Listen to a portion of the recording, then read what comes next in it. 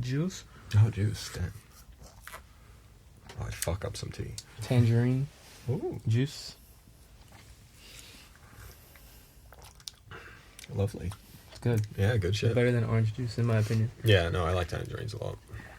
Yo, what's up, guys? Welcome back to my channel. I'm kidding. Okay. All right. But for real, what's up, guys? I'm doing another interview here, another podcast. So excited for my guest today. This is one of my good friends here at Berkeley, one of my main creative partners, an amazing guitarist, amazing piano player, producer, singer, writer, overall just a cool-ass dude, a very good friend, Mr. Max Globokar. What's up, bro? Ooh, not much. How's it going, man? Good right. to see you. Good to see you too. We've been here all morning. We've been here all morning. Yeah. We had a lovely brunch today. Yeah. Oh, your monkey bread is incredible. Monkey bread. I'll put the monkey bread in the comments in the what the fuck is it called? The description. The description. Monkey bread recipe. It's really easy. It's really easy, but I feel like you can't give that away. I'm gonna steal it. It's so easy. I know it's so easy. It's but for the people. It's incredible. It's for the people. But yeah, dude. Well, thank you for having me. Yeah, bro. I'm super on the Eli Yacinthe podcast. Yeah, bro. Yeah, I'm excited to be doing these just because, like, you know, I mean, as much as like I hope that everybody gets something out of it, but at the same time, it's just cool for me to learn more about my friends. I feel like I have a certain, as much as like I want to keep these conversations natural, I feel like I definitely have a different kind of conversation like in this context with my friends that like allows me to kind of learn more about them than I would just like if we're just sitting here alone. I learn a lot about you just sitting here alone, but it's different. Yeah, it feels very productive and kind of you try and choose your words a little more carefully and you're more professional sounding. Maybe we'll have some edits in this one. There will be some fucking edits. But I guess like first I just wanted to know, like I was saying earlier, some of your like how did you end up here? Just kind of like a broad overview because you've traveled a lot. I know you lived a few places. Yeah, I mean, you mean how I got here to Boston? Yeah. Well, I mean, I was born in London, grew up in London. My family is from Europe, from Slovenia and France. And yeah, I grew up in London, moved around in London a little bit, but kind of in the same area of northwest-ish London. Yeah. Between there. And then I did 5-week one, then COVID happened and we were stuck indoors. And then I did 5-week at Berkeley because I was like, oh, Berkeley seems pretty cool. And I was deciding whether I wanted to go into engineering or music. And then 5-week was kind of like the deciding factor. I was like, if I like this enough, I'm gonna go here. And then I did 5-week and it was incredible. I met so many really cool people, and played so much music, and it was like an overload. And I was like, okay, music is what I'm doing. So it was just like full speed, do everything I can to get to Berkeley, try and make it here. And now here we are. Now you're here. And you met, because you and Trey met at 5-week, right? We met at 5-week.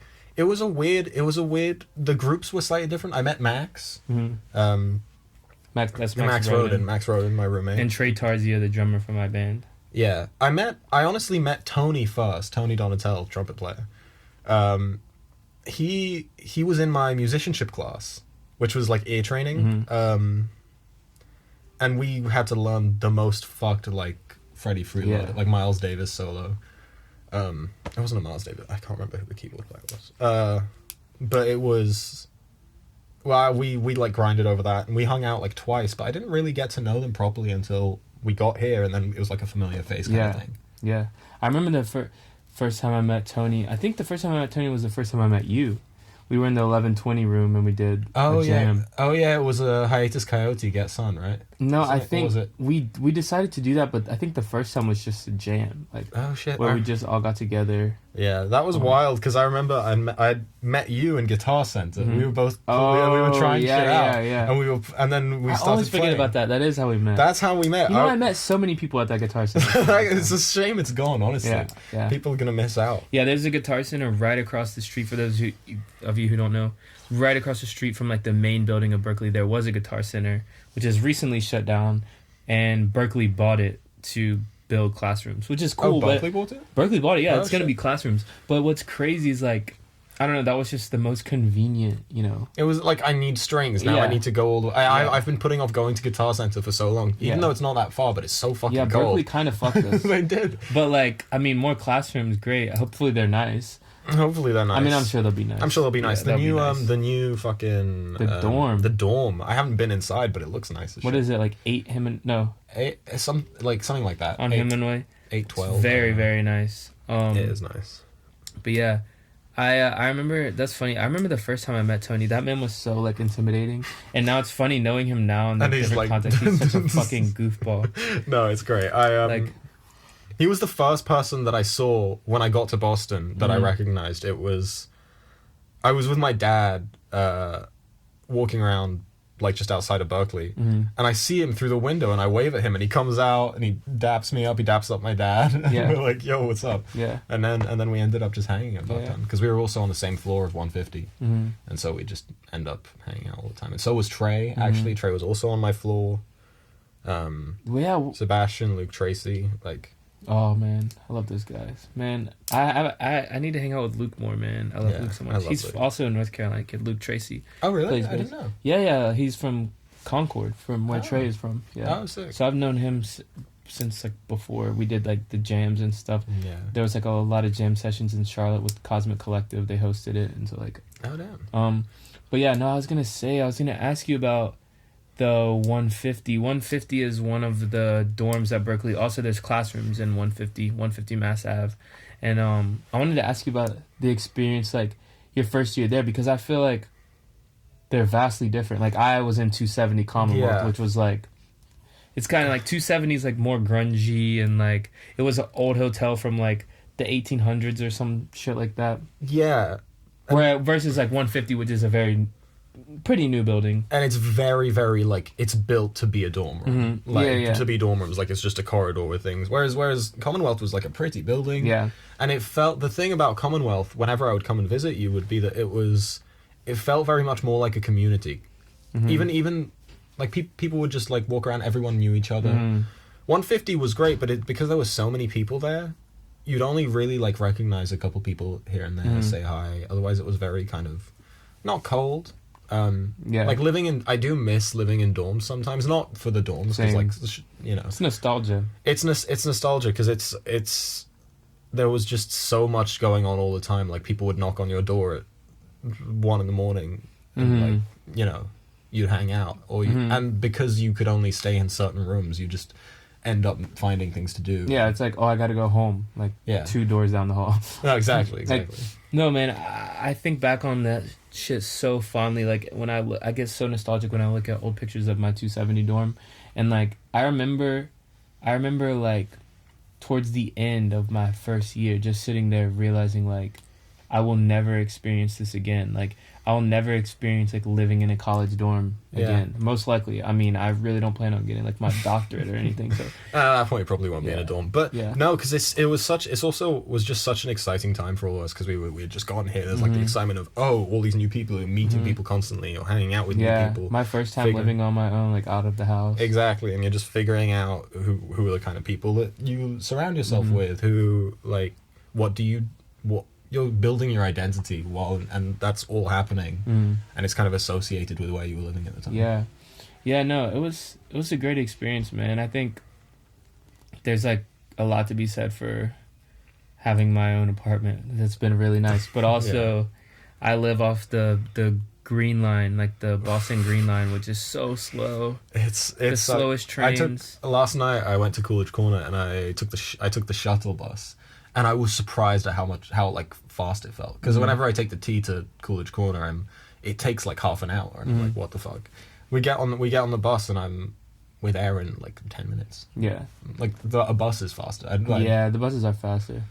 But I was gonna ask too, how did the whole music thing start for you? Like, what was your first kind of inspiration as far as getting into music? Oh, I've been doing music for a long time. I started playing piano when I was like 3 or 4. I played a ton of classical, and it was kind of my main thing. I would sing. There was, and I'd sing with a lot of like my friends, because, so a big or most of my family is from Europe. Mhm. I'm my like parents are the only people who moved to London.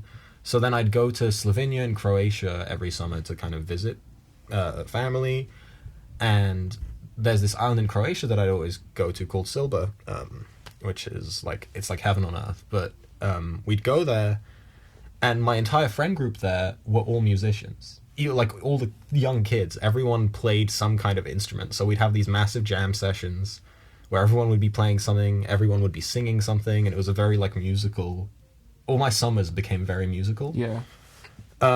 And so I continued with classical for until I was about 13. I picked up the guitar like just to strum like basic chords when I was like 9, and I didn't really progress with it too much. Played the violin for about 5-6 years, but never got like good. Yeah, that's a hard instrument to the get violin good at. is the learning curve is fucking insane. It's on insane that. because for the first 4 years, it sounds like you're trying to kill an animal every time you play it. It's I have horrible. a roommate learning violin right now, so yeah, I know. It's rough. It's rough, and it's just it's so different. It was so different from piano because like that piano was the only thing I knew at that point. And it's so jarring to try and learn. So I kind of gave up on violin though. I felt like I never really had a connection with it. I had a lot of music. I felt too boxed into the classical stuff at that point because I didn't listen to classical music, but I'd just been playing it my whole life. But I was also terrible at reading music. I still am. Well, it's getting better, but on piano, it was like bad. I feel like with reading music, ear training is like done the most good for me. No, I mean that's over anything. Maybe, but I think for me, it's always been my ear has always been strangely good. That feels weird to say, but my stroke your dick really quick. No, my ear. I've always had like a decent ear, but my my sight reading was always terrible. I'd take these ABRSM exams that we have in England for each grade for piano, and I remember everything I'd score great on like all the prepared pieces and everything, and then I would fail the sight reading portion of the exam every single time, and it would be a struggle. Yeah. But no, I applied to some like classical music colleges, the Royal College of Music in London. I didn't get in, but I kind of snapped at one point and was like, I don't want to do classical anymore. And I don't want to play classical piano anymore. Once I reached the grade 8 and I'd kind of gotten all the accomplishments, I didn't want to do anything more. Right. So then I kind of took a break. I was also really into computers and I had a video game problem, but been there. Yeah, it's bad. But at some point, I think it was 2019 that I started thinking about like music and I started like re-exploring it, and I started playing piano more and improvising and trying to use the technique that I had and apply it in some other way in a pop setting basically. And then I picked up the guitar because I still had my guitar from when I was younger, and I started like hearing more and more guitarists. Like TikTok was feeding me stuff and Instagram was feeding me stuff, and then I discovered John Mayer, which was kind of like the I hate to say it, the most Berkeley thing ever, but it was like the start of my guitar journey. I was like, oh shit, this is cool. And I remember my friend showed me. You mean the greatest guitars ever to live? Basically, well, at that point, yeah, when I was it felt like, oh my god, what is this? Yeah. I remember honestly, possibly the worst decision I've ever made, just from like a learning guitar standpoint, and it's stupid to say, or it feels stupid to say, but my friend showed me Neon, like the acoustic video when I was like in 2019 from live in LA. Yeah, and I didn't play. I basically hadn't picked up the guitar. I knew how to strum a couple chords, like the basic open chords, and that was it. And then that was my first thing that I was like, I'm gonna learn this. And it took me like 4 months. That was the only thing I played, and I was playing it terribly. And then at one point it clicked, and I was like, okay, cool. That's how I've always felt I learned, like in my formative years of playing guitar, how I learned the most was just taking something that seemed absolutely impossible and learning how to play it. And that's just how I progressed. And something I don't think I do anymore. No, which is so stupid. Like I need to pick up some shit I just think I can't do. Because it's so time consuming is the thing. But that's where you learn the most. On acoustic it was Neon. Then later that year, or like at the beginning of lockdown, I learned Cliffs of Dover by Eric Johnson. Oh yeah. Because that was also just like a cool guitar thing. Oh yeah, I forgot his version of that is really good. It's his song. No way. Yeah, Cliffs of Dover is, at least if I'm not mistaken, I think it's his song. Oh no! I'm thinking Eric Gale's. Oh, because I think Eric Gale's does Cliffs of that Dover? song. Yeah, all the arpeggios and shit. Yeah, you know? it's he does some insane. like crazy blues shit. Because I had kind of like the blues thing with John Mayer, and then from that I went to Stevie Ray Vaughan and B.B. King and all those people. And honestly, just my like 2-year-long obsession with John Mayer is what led me to all the guitarists that I love now, like Isaiah Sharkey through him, Pino, D'Angelo, or like Charlie Hunter. All these people were just like webs off of that. Yeah. So I'm very grateful for that, but I don't... Got the man himself right there. I don't know if you can see that. I don't know if you can see it. Sexy D'Angelo. Killer album. But yeah, it was... basically, lockdown, I played video games, ate cereal, and played guitar. And that was my entire life for those 2 years. Yeah. And then that's been it. Yeah, I've always wondered what... I don't know that I don't want to say like I've fallen out of love with my instrument, but man, I can just remember like when I was younger, just like locking myself in my room for like 7 hours playing guitar. And I don't do that anymore. I don't know if I think it's maybe because I do it so much outside of like I mostly play now for shows and for school. So I guess it's not as, I don't know. Yeah. I don't know if that you feel like that spark has left. I don't think the spark has left. I think there's the difference was that I mean, I don't know about this for you, maybe it is, but when I was learning it, it was like this new thing, and it was, I don't know, it was so exciting, and not that it's not exciting now, but now it's our career, it's part of our career, and it's part of what we do, and there's so much more to what we do than just playing your instrument, that I feel like the focus has to shift a little bit, whereas back then, there's nothing better to do with your time. Mm-hmm. You're just gonna play, and you're just gonna try and learn stuff, and everything you see and everything you hear, you're just trying to pick it up because it's so new and exciting to you. Yeah, I think it was addicting, because like the progress, the learning curve, especially at the beginning, I feel like there were huge breakthroughs. Whereas now I sort of feel like it's not like I don't feel like I can get better. Trust me, I do. But it doesn't feel quite as drastic. It's not like.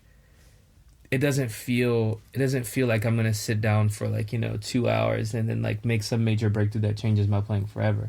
I'm sure it could happen. I don't know. I mean, yeah, there's definitely a plateau, but then the all those guitar ads.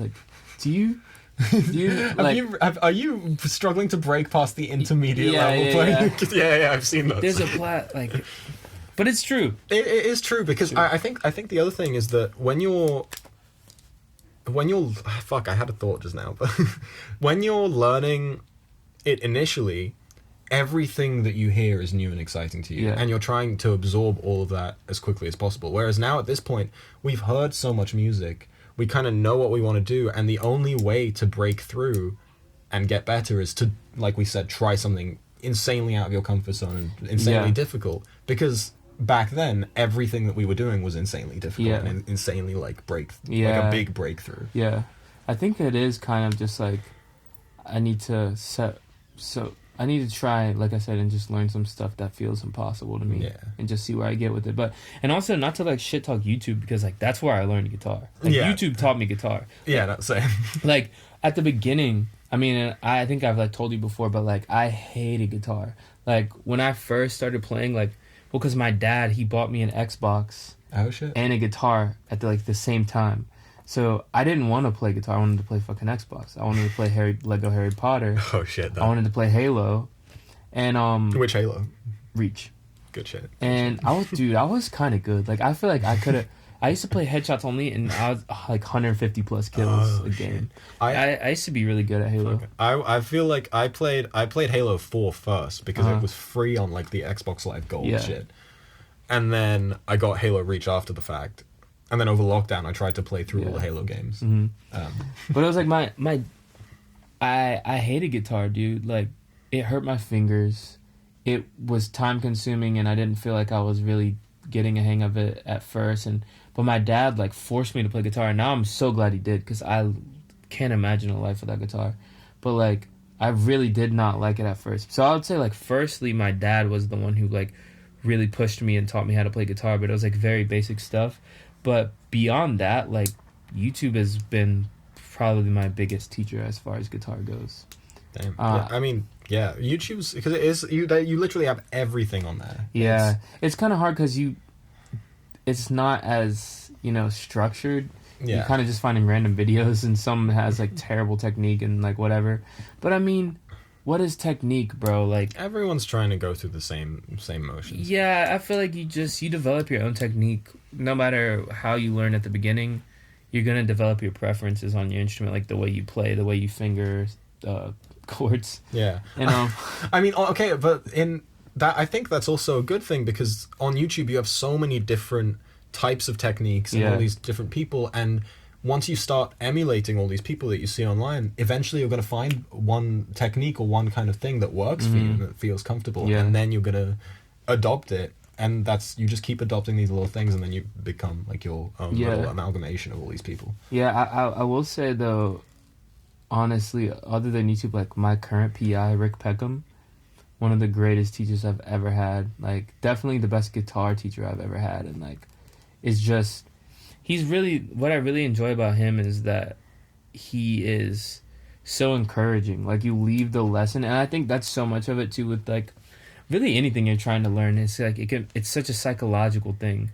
I mean, which sounds obvious because you're learning with your, you know, your brain, but like I don't know, it's just like I think attitude can have a lot to do with it, because every time I leave a lesson with him, I feel empowered. I feel like oh, I can do this. I can learn. I can get better. And there's this excitement to play. Exactly. It gets me excited to play. Yeah. That's the thing. I have Tim Miller, and same thing. I've never had a teacher who we'll start the lesson with like a little improv. He's like, we start with a conversation, and then we start playing over something, and he'll immediately, we'll stop playing, and he's like, what you did there, let's like go deeper into that, so you can like expand your. He's just so inspiring. And then I see him play, I'm like, holy shit. That's one thing that's one huge takeaway from Berklee for me, has been some of the faculty, because like I've had some of the best teachers of my life here, and like I've told some people before too, like I've never wanted to teach, man. I've never wanted to be a teacher. But I remember my first year, I had Ju Park. I don't know if you know her, for I think so. I have her for tonal now, but I had her for ear training. My first ear training, which is like the fundamentals of ear training or whatever, like intro course. And just one of the best. She just inspired me, like just seeing how much good a good teacher can do for you, though, like a teacher that cares, and like to a point that it made me stop and wonder if I would ever be interested in teaching, you know. I don't think I want it. I really would rather play shows and release music, and but I think it's like inspiring, man. And now I've gotten really spoiled, so now like I had a situation this semester where I got into a class with a teacher that I really didn't enjoy their teaching style, just because I've seen what a good teacher looks like for me, and I had to switch out. You know, I was like, I think now my standards are pretty high for teachers. Yeah, and it's so easy to switch out. It's like, why not? Why go through a semester of something if you don't like your teacher? Yeah. You want to find a teacher that you like and that works for you and that you can actually learn from and that inspires you. Yeah. And I think that is it's just a good teacher inspires kids. And that's what, I mean, teaching is. Yeah. But it's really night and day with some teachers here. I wanted to ask you too about being so far away from home, because I mean, I know even for me, I'm from North Carolina, so, you know, it's like a 2-hour flight away. You're from, you know, the country across the sea, man. Across so, like, the pond. I can only imagine that at times that can be overwhelming, just being on your own over here. Like, what's that experience been like? Honestly, it's kind of nice. I do miss London, right? And I miss my friends back there, and I miss my family. But I don't know, I felt like I didn't really have much to do in London. I hung out with my friends every now and then, and apart from that, I didn't have kind of a musical journey there, because I didn't start getting to music up until lockdown, or like professionally, like playing and trying to work with people, until lockdown, and then after lockdown, everything was moving so quickly with university applications and like getting just shedding for Berkeley. And so there was it. I miss it, but there's nothing tying me there, and I'm excited. I've always been excited to move here and to meet new people and meet people who I can actually relate to. Because in high school, I didn't know that many musicians. There were maybe a handful. Yeah. That I would talk to and play with, and I'd spend all my time with them. But apart from that, there was no future for me there. Yeah. So I'm excited to be here, less so than I am. I feel similarly about my home. Like, I feel I've kind of had an awakening here. I definitely think there's an energy in Boston that I feed off of, a young energy. I mean, being a place with over 100 universities. That's true. And just like, I don't know, I feel it when I get here. And I come from a pretty small town. So, and I think it really reinforced it for me. Like, I was talking with Peter some on the last episode about being home and the kind of effect that had on me being home for winter break, because I just saw how actually small my town is. And I think I've come here and I've learned so much about the world. I've met friends from everywhere, you know, like, I mean, I've definitely met people from over, like, I would say, like, I don't know, like 80 countries here, probably. Yeah. Like, it's a huge list I have of just, like, people I've met. And, I don't know, I kind of feel similarly, where it's like at home I feel very stagnant. I don't know if that really has a lot to do with actually where I come from, like the place itself, or the fact that it's where I grew up, you know? Like, I think that can kind of just be a theme for people, like where you start can sometimes feel like the hardest place to grow. Yeah, I think that's fair. I think it's a combination of both life feeling stagnant because we're not actively doing anything, but the surrounding definitely messes with that. I like London is a much more lively place than Boston, in my opinion. Obviously they've both got their ups. They've both got their ups and downs, but like, I'm sorry. Wait, I'm gonna ask him. But you were saying, so London's more lively. London's more lively, and I think Boston is definitely more of a stagnant place. But just because of the people we're surrounded by, I think that it feels much more alive. Because personally, even if the city's not as exciting, and I don't know how it is for you because you come from a smaller town. Yeah, very much smaller. Yeah. What is your town like? Like Statesville, North Carolina. It's really small, man. I don't know. I love it. I love North Carolina. I love so many of the people from Statesville, man. Also, I think it's where I've been through some of my, like, darkest periods of my life. And I kind of associate it with that a lot, too. So I do feel like, especially, like, I was going through some really hard stuff when I moved away. So I think that moving to Boston was, like, an escape for me, you know? Okay. So it's like, and I kind of speak of that. That's kind of like some of the, like in One More Night with You, like I wrote that right before I left, and like one of the lines is like, holy shit, like it's been so long I've been set free, and that's kind of like me feeling set free as in like the opportunity to come here. Yeah. Felt so good, just to get away from where I was at that point, and like, so I feel like I kind of don't necessarily associate my town with all like just positive memories and stuff, you know? Yeah. So when I go back, it's kind of hard. I feel like I fall into old habits. I also really feel like when I was there, I just saw how close-minded so many of the people who live there are.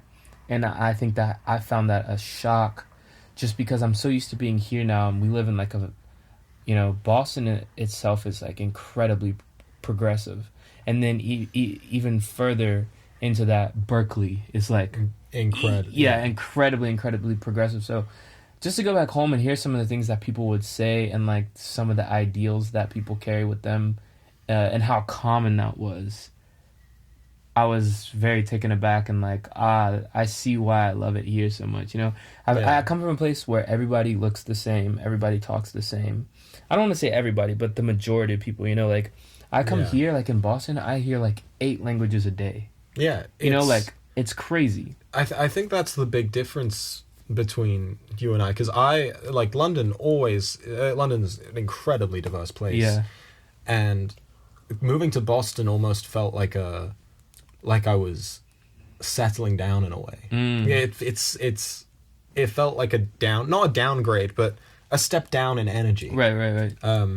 Because it is it closes pretty early. Everything Yeah. Bruh, you cannot go out for a drink in Boston past 10 o'clock. Yeah. Right? 10 or 11.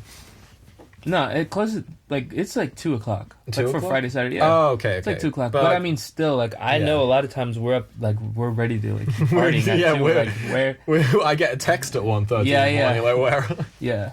But yeah, I was gonna ask you, because I know talking to a lot of my international friends, they're like, America is the place to be for music. I don't know what your experience has been like. Where would you see yourself being based when you graduate? When I graduate, the plan is, if I can afford it, which is I feel like everyone's like, oh, I want to move to New York, right? Yeah. New York is incredible. I love the energy of the place. It's well, I mean, obviously we're gonna get married so you can get your green card. Oh yeah, that's true. That's true. Hi, Ice. It's we're in love. Don't worry about it. But it's true love. It's true love. But we have no. I feel like New York. Everyone wants to move to New York here, or half the people I've spoken to here are like, I'm moving to New York afterwards. But New York is so expensive, and it's such a difficult place. Yeah. Both New York and LA, even though they're the hubs for music, and maybe Nashville. In the US, it's just so oversaturated, and I feel like it's going to be a lot more difficult than people assume. No, man, I can understand that. I mean, even Boston is so expensive. I think Boston is one of the most expensive cities in the country for groceries. It's insane. I go I used to think London was expensive. Yeah. And London is expensive. Yeah. But I pay so much for groceries here. I can't. I hate Whole Foods. Yeah, no, Whole Foods. Whole Foods is so bad. I can't come out of that. Even if I'm buying something small for a small meal, I spend at least $30. Yeah, it's it makes wild. no sense. I think it is hard, somewhere like New York, but I mean, there's a reason behind that. I think the fact that it comes with so many, it's at the forefront of so many industries, and that's kind of why it's so expensive to live there, because everybody wants to live there. You know what I mean? And they know that people will pay good money to live there. It's demand. You know what I mean? Yeah. What is your plan after you graduate? It kind of depends. I really love Boston, man. Yeah. I love Boston. I wouldn't mind staying here for a little while. I know right after I graduate, I'm gonna travel the world some. Definitely coming to Europe. Definitely gonna see you, play some shows. We gotta play some shows. But yeah, man, I want to see the world some. I've had a lot of friends who did a similar thing and just talked about how much of a perspective that gave them. I think, and I've done some traveling. I've been to Japan. I've been to Ireland, and I have some family there. And I just think I think it's time for me to sort of. I always describe it in GTA, where it's or any game like that. It's where where is this going? Yeah, that's fine. It's fine. Keep going. No, where GTA, it's the map is all grayed out, and the further you get into the game, the map becomes, you can see all the parts. Oh yeah, I know what you mean. That's how I see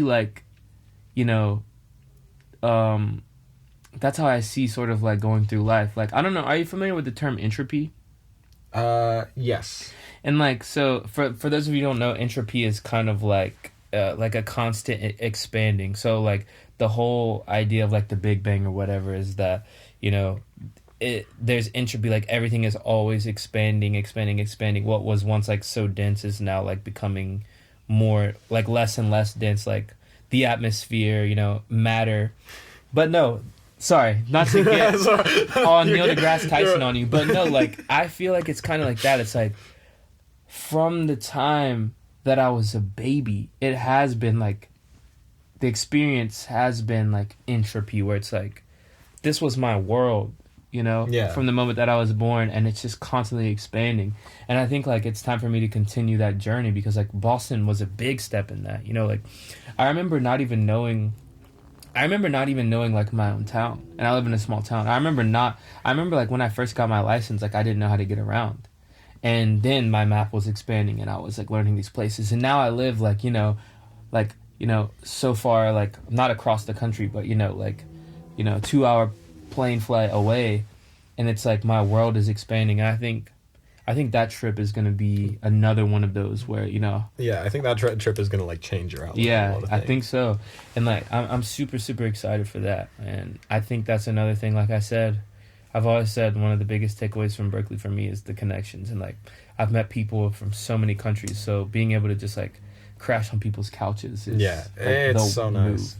I think that's also the biggest difference between like international students, specifically from Europe and America, because America's massive, and if you go from in a 2-hour plane ride from North Carolina to here, it like you're not getting that big of a shift in culture. There is a culture shift, but it's not massive.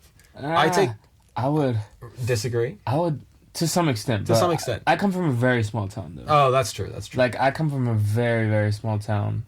But anyways, continue. But my point is that like within a 2-hour plane ride, I can reach pretty much any country in Europe. I can go to Italy, I can go to Spain, I can go to Slovenia, I can go to Croatia, France, Germany, anywhere, the Netherlands, and all of those places are so vastly different. Mm-hmm. Oh yeah, it's so easy to travel that it's like you have so much more exposure to all these places. Yeah, no, I see what you're saying now.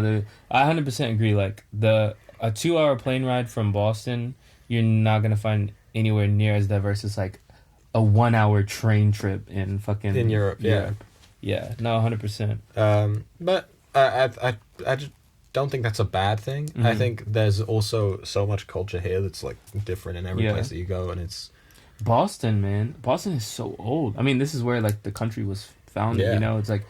It's really crazy walking down some of these streets and just like knowing that like so much has happened here. I mean, like a lot of places, but specifically Boston. I think we have such a good record of what's happened here, so it's like cool to look back, and that's something I want to do more of. Those like dig into the history of this town. I know it wasn't all pretty, but it's still like worth knowing. I think. No, I know, and that's the interesting thing. Like America's still such a young country in the sense that historically.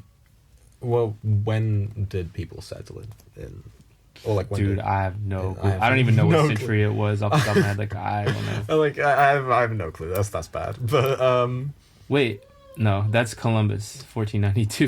1492. He sailed the ocean. That's not. I don't think that's right. Okay. That's fine. We're bad historians. It's not our job. Founded at some point. America was founded. It was. Well, it was. Oh god. Anyway, but no. All right. Actually, sorry. Just to go completely off topic, but you said something and it like flicked something in my brain. You mentioned Neil deGrasse Tyson. Yeah. Now I don't know about you, but he is my like Roman Empire. I think about how much this man pisses me off on a regular basis. Dude, I think he's so cool. I think he's cool, but I hate how he explains things. Really? It always feels like he's about to sell me something. Like whenever I hear a clip, I'm like, why are you talking like this is some profound? Like he'll talk about the most random shit. And he'll talk like he's like breaking your mind. Yeah, and it's but he does break my mind. He does. I'm like, he doesn't break my mind. Now every time I hear his voice, I'm like, oh fuck off. Man, that dude, I don't know. What is it about? What is it? Is it the? I think it's the delivery. I think it's the delivery, and also at this point, just his image of like, oh, he's the scientist. Yeah, but he's not. He acts like he's an expert in every single type of science. Yeah. And I'm like, he's an astrophysicist. Yeah. It's like he's definitely fallen victim to like pop culture. Yeah, which can like I think that's a huge thing. I mean, even in our industry, I think like, especially in our industry, it's like. Pop culture can just ruin such a good thing. Or take something that's really not really great and like just shift your perspective on it. You know what I mean? Like, Yeah. there's so much music that I've heard over and over and over on the radio, and I've hated it simply because it was like a top 20 song. Yeah. And then I go back and really like listen to it, and I'm like, this is really good. Yeah. I think it can sort of like frame things in a light that turns you off to them. I think that's a big thing. I think it also affects artists in a lot of ways because they'll change their music. Like, I don't know if you've seen this happen as well, but there are so many artists who I'll see them play a song that they've made on social media, or they'll release like a little clip of something, or they'll play this really like raw and beautiful song, and then it'll get like hyped up, and then they'll release it, and it's this like overproduced, I'm trying to be the like in the top 20, like really just it doesn't have that same energy, or that same like raw emotion, because it's trying to get into this like pop culture pop, I'm trying to do this indie thing, or I'm trying to do this like hyper pop thing, and it just doesn't match.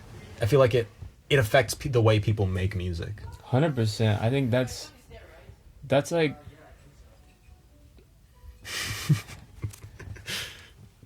I think that's a big thing with me is I'm trying so desperately to... I have this realization that it's not long before I graduate and I'm no longer going to be able to be like financially dependent on like my parents, you know? And that kind of puts a pressure on me where it's like I feel this need to conform and this need to like make something out of my career, but it's at the same time it's like, where do I draw the line and where do I begin to compromise, you know, my art so that it can be commercially like viable. You know what I mean? And that's so hard. I feel like I don't know. I'm trying the hardest that I can, especially with like my next record, to be like, okay, I'm gonna make this, and I'm gonna make this for me. I'm gonna make things that I love, not think of it from a perspective of like, are other people gonna love this? You know? Yeah. That's like one of the hardest things I think about, just trying to like put stuff out into the world, especially when you're gonna rely on it for, you know, as a career, like we were talking about. And especially when it's so scary, because when you're trying to make something new or make something interesting that's interesting to you, it's something that's new and interesting to yourself, but it might not be to other people. Yeah. Or it might not. I know there's just so much music out there, and people will gravitate towards the stuff that everyone else likes. There's like social pressure as well to just accept different kinds of music. I think in so many aspects, like that's one of the biggest things that I deal with, especially here. Like, and I talked to Peter about it some too. It's like, even like doing something like this, like as I speak, I fight sometimes to like, you know, with that sort of side of my ego that's like, like, how can I speak in a clever way so that, you know, like people who are listening to this are gonna like react to it in a certain way or whatever. Yeah. I think I struggle with that a lot, and it's like, luckily, like as I've gotten older, I've gotten better at managing that, you know. And I don't honestly don't care who you are. I think everybody struggles with this to some degree, but I think it's I don't know. I guess like I feel like at least being aware of it is sort of like a first step. It's the same thing like when I'm playing music live, when I'm in front of a crowd, you know, when I know that there's like pretty girls in the crowd or people are watching, like, you know, it's always, man, outside influence has such an influence on like the way that we speak, the way that we, you know, create, you know. And I think it's hard because like I think the best music is music that's made, you know, completely separated from that pressure of like how is this going to be perceived? Yeah. I don't know.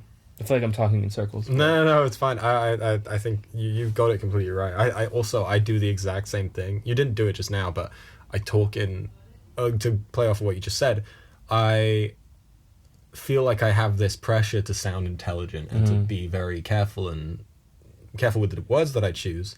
But it means that a lot of the time I just speak in circles. I say like random bullshit. I say all these big words and all these.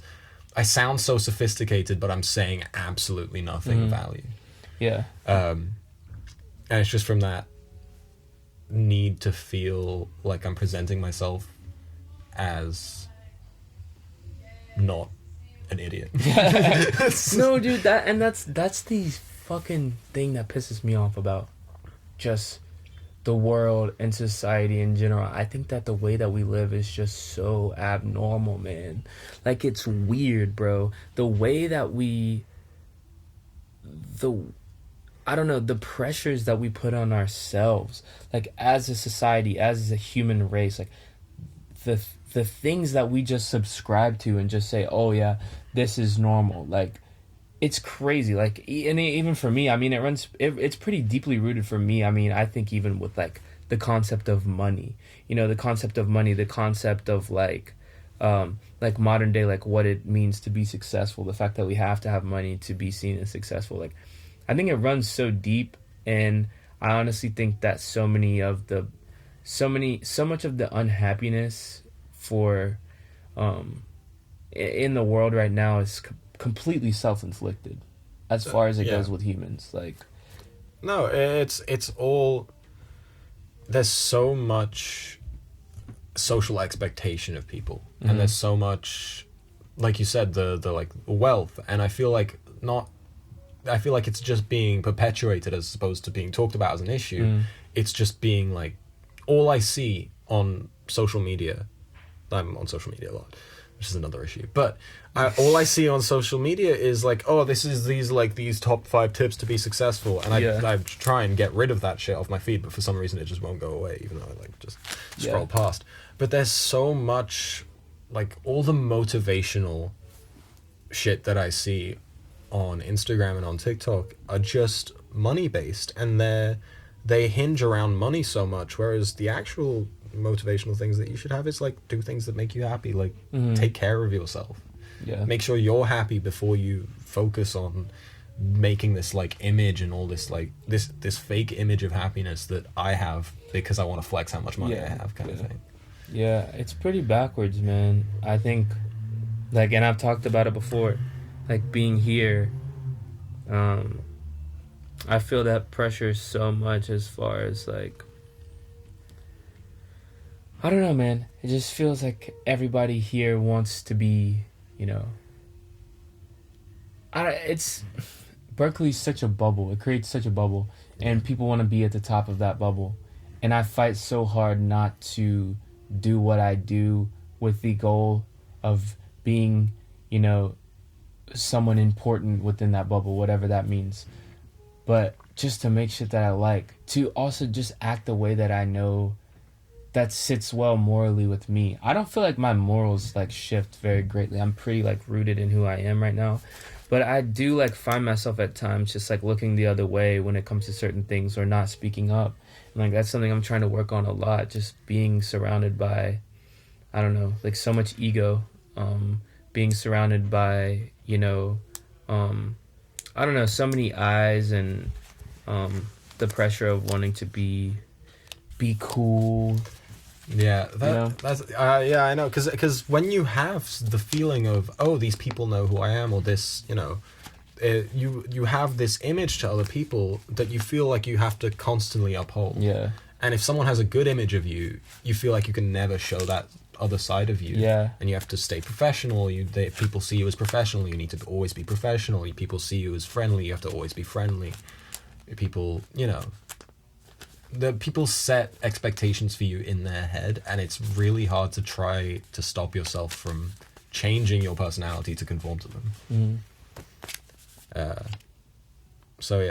Berkeley is a bubble, though. It's crazy to, also just because everyone's a musician, we don't have objective, the way we listen to music is so different to the main market that we're making music for. Exactly, yeah. It's so hard to gauge what's great. I feel like sometimes I make such complex shit that like no one but musicians are listening to. Yeah. The music that really connects with people is simple and beautiful. Or it not all the time, but it's like commercially, Yeah. it's so much less about, oh, you use this scale, you use this harmony, you use this groove. Like it doesn't. I can honestly say that I could care less about the masses. Like as far as like the fucking like the, having like a billion, streams or whatever from like these people who really don't give a shit about your music. And like I'm not saying that music can be enjoyed for different things, but honestly a lot of times, like, first and foremost, I write for myself. But I will say, I write for myself, and also like I feel like a lot of my love songs I've written for whoever I wrote the song about. It's kind of like it's sort of like my love letter to them type thing. But I would say, like, other than that, I might write for...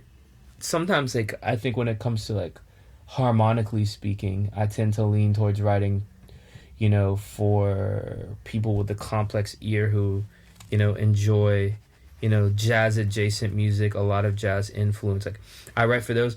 Or, lyrically, I think one of my favorite, like, groups of listeners are the people who, like, aren't musicians at all, but are just like really it's like they're not musicians out, like they don't play, but they're just really into consuming like good music with like emotional substance. And that's like one of my favorite. I love feedback from those people because I feel like at the end of the day it's like it's an empathy thing. It's not so much of like, oh, do you know like what I'm playing here as I play it, but it's like, are you able to like slip into that place, like that place that I feel like I slip into so much when I'm playing music that I feel is beautiful. Like I feel like a lot of people who don't play are also fully capable of slipping into that space. You fall into, it's like a haze that you fall into, and all you feel is like the music. And I think your music is like one of the very, very few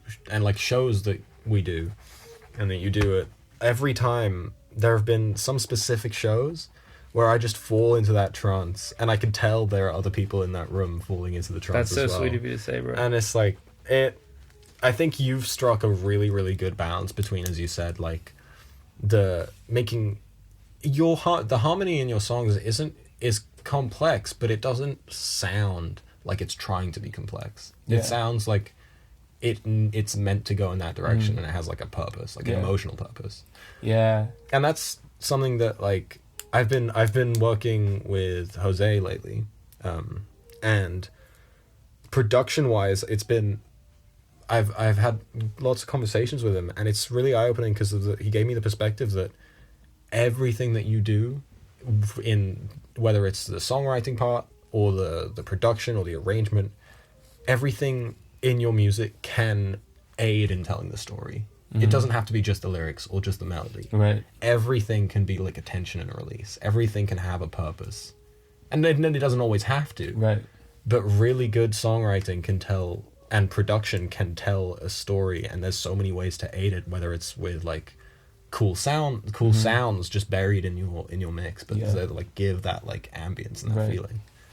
No, that's one of the things, like production, dude. I've learned so much from you, just like being able to like Max is like one of the people I've worked with the most here, just as far as like we've done so many shows together, a wonderful sound engineer and producer, and like your knowledge is so vast. How did that happen? As far as like it's like, sometimes I'm just amazed. For instance, like Peter Ricardo Jr., my last guest on the show, or like Oliver Unger, my bassist, amazing musicians. But also one of the things that amazes them is how much room they have in their mind for like songs. Like they know every song ever. It's like, insane. They know who played on every record. They know like who, like it's wild. And I feel like in a similar regard, like with you, it's like with production and like I feel like your knowledge is just so wide. It amazes me. I'm just like, how do you hold this much information in your mind? Like, Oh, thank you, man. I appreciate that. But it's more that I have always been obsessed with. I've been obsessed with computers since I was a kid. I've always been like obsessed with tech. I built a computer when I was young, and I was always just obsessed with like, you know, building more electronics. And I always had these little projects that I was trying to make. And once I started getting into music, I remember I downloaded Ableton. Well, no, I bought a MIDI keyboard that came with Ableton Live Lite, and I played around with that for a while. And you could only use 8 tracks. And yeah, That's it was crazy. It was rough. Then I think I had that Ableton for like a hot, like 1 second when I first started producing. Yeah, I mean, Ableton I love. So basically, I switched to Logic when I got a MacBook because I needed one for Berkeley. But again, I didn't know what I was doing at all. And then in Logic, once I got here, I started working with people, and I started learning a little more. We started running like the dorm sesh stuff from first year, and I was just doing a lot more active like producing. And then I remember I downloaded Ableton at the beginning of 2022. No. Beginning of 2023. I downloaded Ableton again. Or I found like a crack for it. Yeah. Sorry. And I downloaded it again, and I immediately made something like in that afternoon. I made something in Ableton that was like the thing I was most proud of at the time. Yeah. And I was like, holy shit, this is actually like what my production can sound like now that I just have this different tool. And so I just went through learning all the motions of that, and I kept finding like new plugins and all these new effects, and I just work with people. The more people I would work with, the more people I'd kind of gather information from. And I think that's what's so wonderful about the community here, is because you learn from everyone around you. Like right. you mentioned Ollie. Oliver Unger. I feel like my bass playing has improved so much just from mixing your shows and like hearing him play. I like re-listening to shit. And sometimes I'll hear something, I'm like, holy shit, and I pick up the bass and I like try and learn it. Yeah. And it's so cool to have a friend, like be able to learn from your friends so much. Oh, You've man. taught me so much, like just songwriting wise, and also just playing with you and hearing your music is like, it's taught me a lot. Thanks, man. I think, no, that is one of the huge things about being here. It's like being able to be close with these people. It's like we have access to teachers, yeah, but like so cool to learn from people that you can just hang out with, and it's like low pressure, you know, and people I feel like are always really willing to show you stuff if you ask, you know. I feel like my production has improved like greatly since I got here, just from like hanging with you. What year was like the first time you downloaded a DAW? God, it was probably like 2018 or 2019, because it was before I picked up the guitar properly. Yeah. I started making I tried making EDM shit, and it sounded terrible. But I was when I was getting back into music after quitting classical, and I was like, okay, cool. I want to have a keyboard so I can make shit. Yeah. I don't remember why.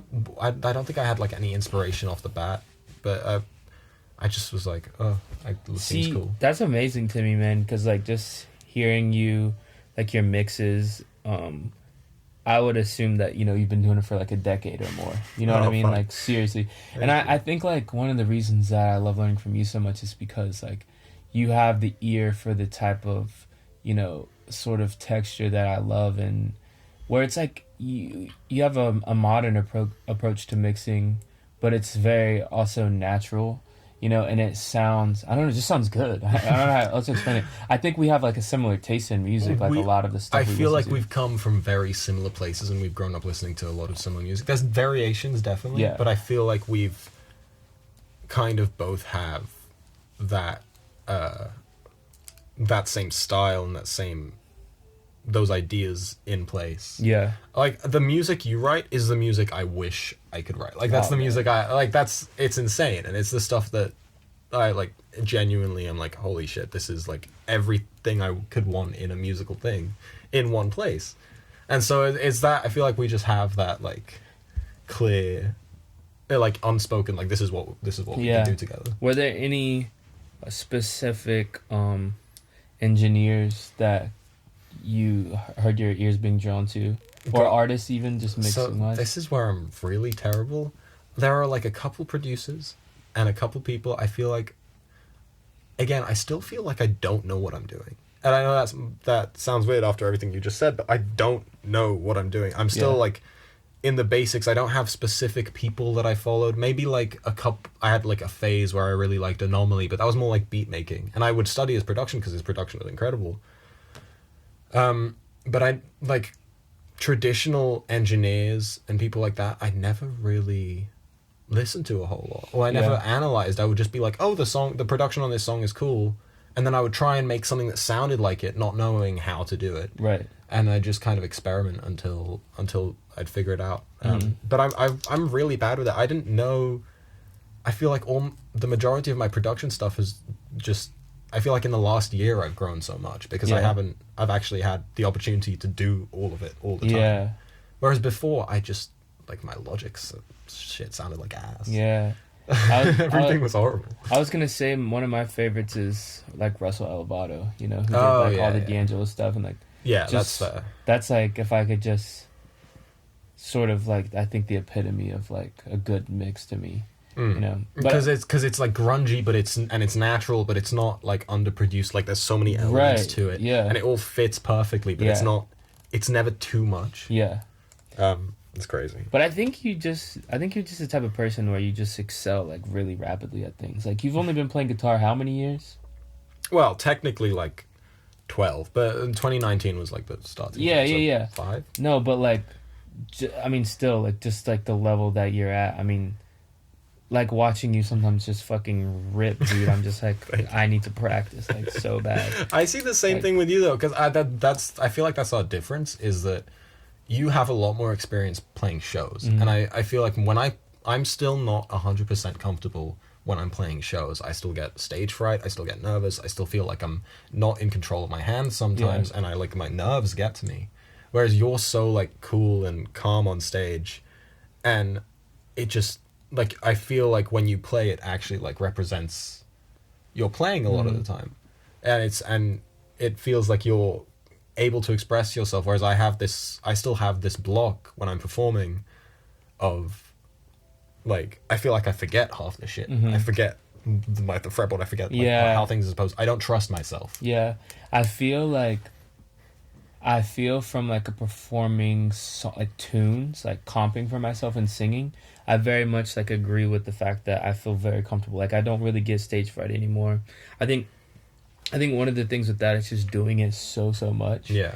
But like where I completely disagree is as far as like my improv, because when it comes to improv, I 100% get nervous and get in my head and just fucking forget how to play my instrument.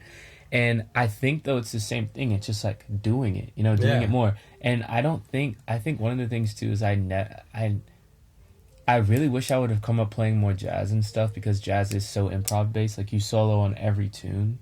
And I think like having that practice would really help me be more comfortable now in my own shoes when it comes to improv. So like I've been trying to do it more now. Like I've been trying to take more solos and like be like give myself permission to take space to just like play on a bunch of tunes and do it. I think it's just a time thing. You know what I mean? Like it being in front of people and trying to do that. But it's interesting you bring up the jazz thing, because I remember that I have always I never had the jazz inclination until I got here, or like, I'm not a jazz player. I don't know how to play jazz. I have like some jazzy stuff that I play, but I can't play over changes. I like, there's a lot that I can't do yet, but I feel like if I had just started like a year or two earlier, or if I had been exposed to this much music back home earlier in my life, I would have progressed so much faster. Yeah. Whereas I feel like it took me to get here to like get exposed to and to appreciate all the music and all the different possibilities on the guitar and on any instrument. Yeah, man, it's with so much stuff. I feel. Not even. I mean, outside of music, so many things. It's just a time thing, doing it over and over and over and over. Yeah. And there's no like I think I talked some. If it wasn't with Peter, with somebody, it's like with so many of those things, there's no end goal. Like you'll never arrive at a point where you're like, we did it, you know, like this is it, you know. It's a constant learning process, which is the blessing and the curse about learning new things. Yeah, you know. Sorry, I had an intrusive thought. We'd have to keep this in. But I thought I'd just let there be space and then just go. I almost shit myself yesterday. we could change the direction of the conversation. Yeah. Like shitting ourselves. Listen, Have you ever shit yourself? No, I've never shit myself. I can't believe. Dude. I've never shit myself, but I've come incredibly close. You know when I had too much to drink the other night, and I woke up the next morning and I had these stomach problems, and I was at a rehearsal, and I really had to fart. Yeah. And then as I farted, I was like, oh, hold on a second. Yeah. Let me go to the bathroom real quick. I didn't shit myself, but it was close.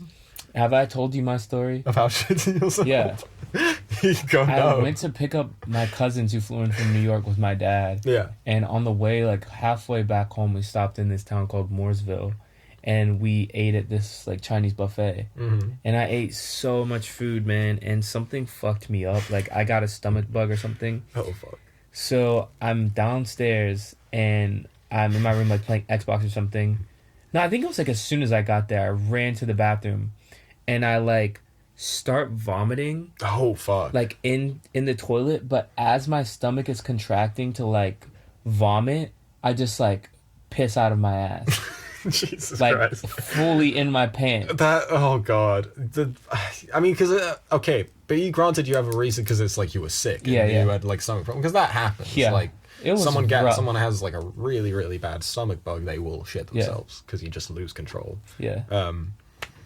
Still, crazy. How did we get here? How did we get it? Sorry, it took us off topic a little bit. It's okay, bro. There's no rules here. I felt we were getting so introspective and so deep. I was like, we got the world, you know, all this shit. I was like, we got. I wonder what Neil deGrasse Tyson has to say about shitting yourself. Do you think Neil deGrasse Tyson has shit himself? Probably.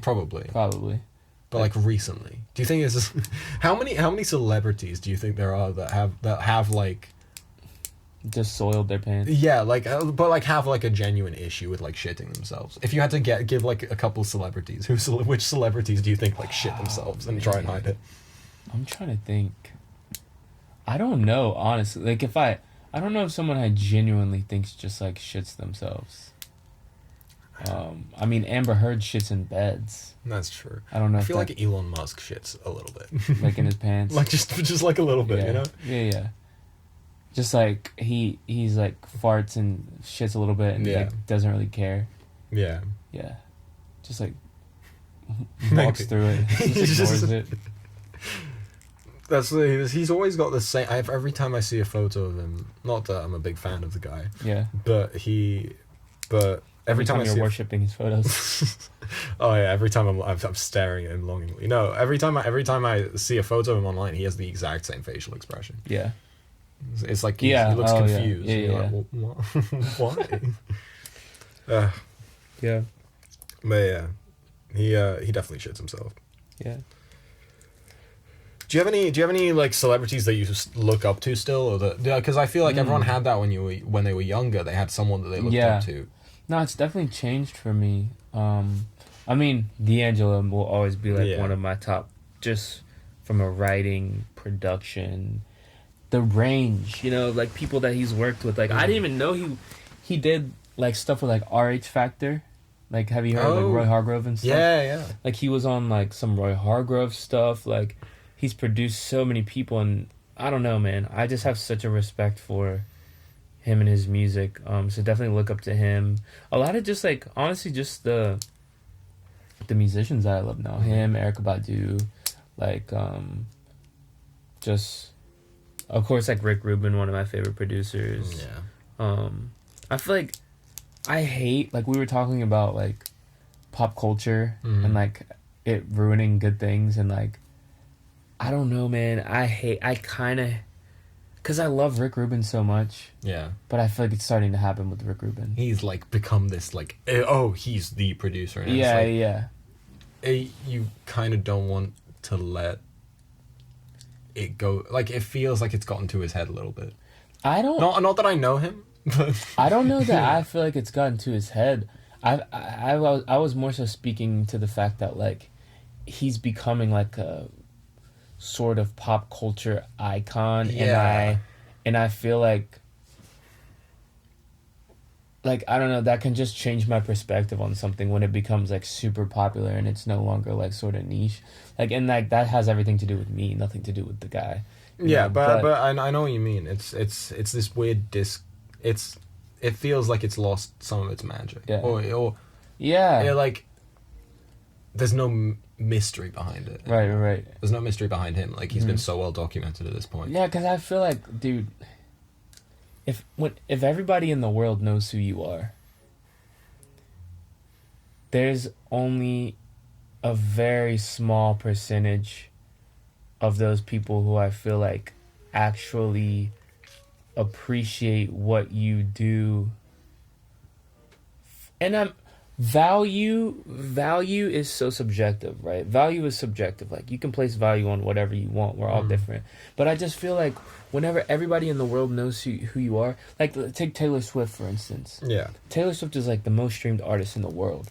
I feel like though there's only a small percentage of people who enjoy Taylor Swift who really find like value in it as opposed to subscribing to it because she's such a pop culture icon.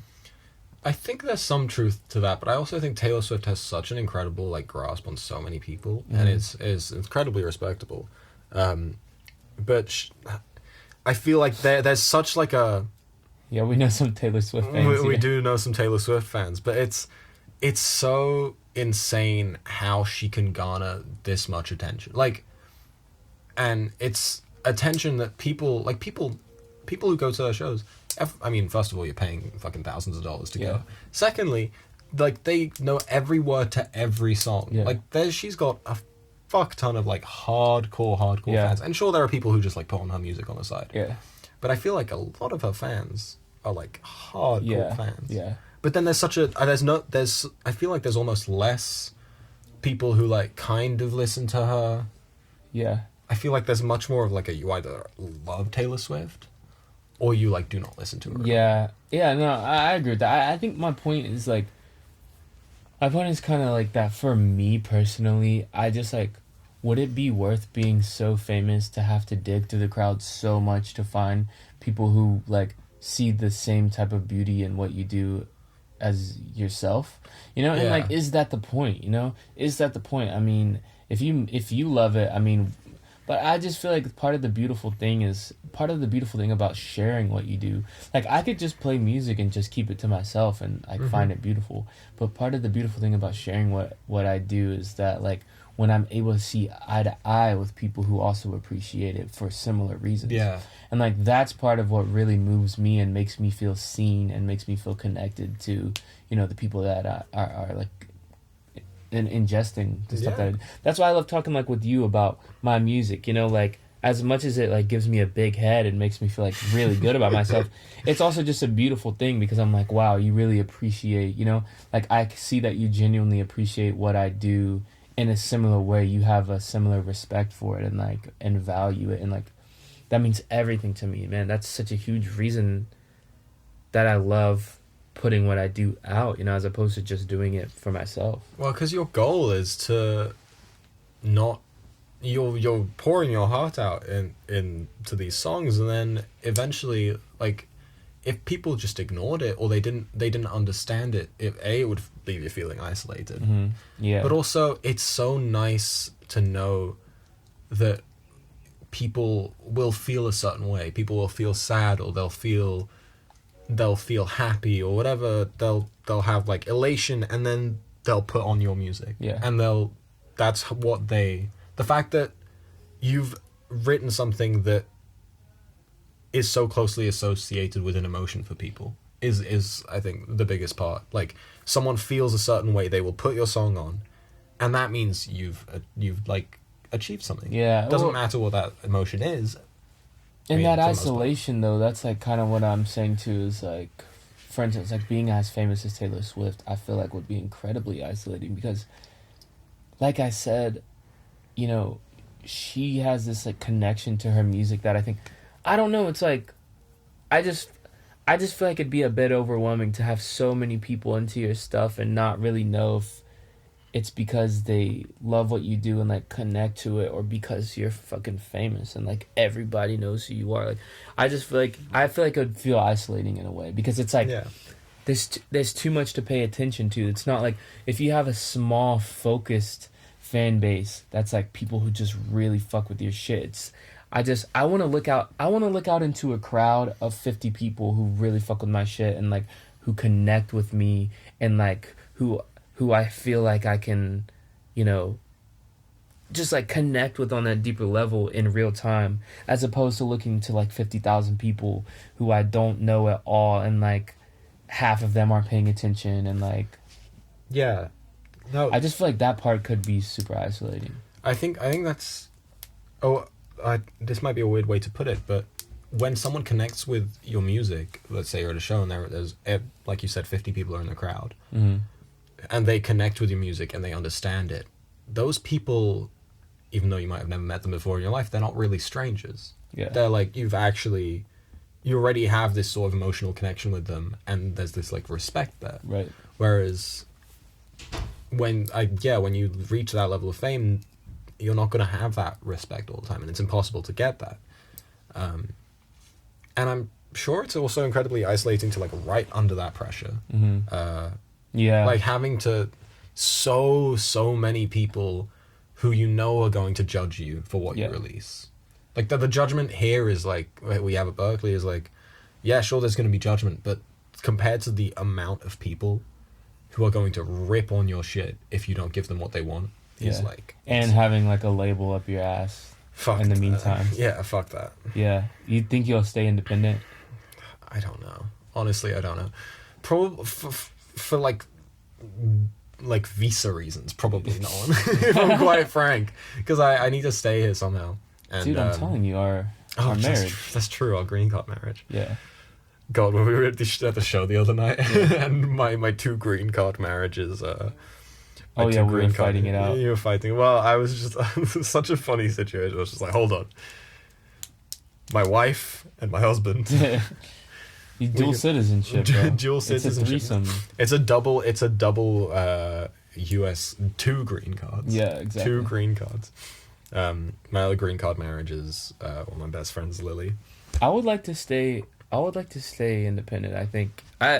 Or like, you know, be under my own label. You know, I'd love to start that's one of my dreams, bro. Like, to start a label with like some of my friends, like you and like Aaron and stuff. Like, starting my own label, I think would be beautiful. Man. That would be crazy, but it's so much work to balance that and releasing your own stuff and releasing. Like, you need a team to do that shit. But I mean, that's the thing. Yeah, it would be a team. You know, it'd be a family like type deal, and like, I feel like it's very plausible, especially and like at first, you know, it's like so easy to start a label, guys. Like, any of you can start a label right now. Like, literally, you can go. No, it's like you can do it online. Like, you can get like a license online. It's like $50 or something. And like start a label. Damn.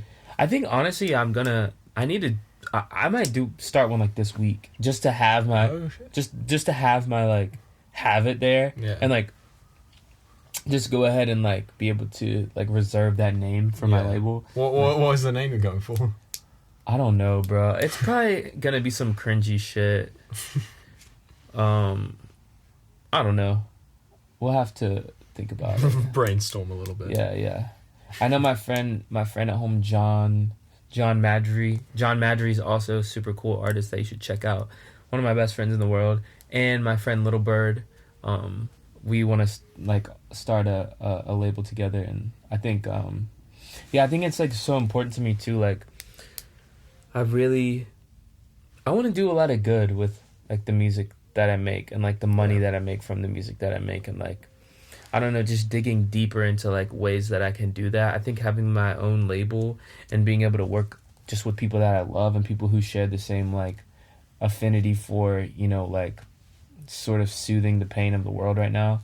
I think that is the end goal for me, because I do want it to be like a family, and I want to do good like wherever I travel, when I play, like, you know, whenever I go to like a different city or a different country, I want to leave it better than I found it. You know what I Yeah. mean? Like, I'm not gonna do like mission work, Yeah. but you know, I do wanna like spread a positive message.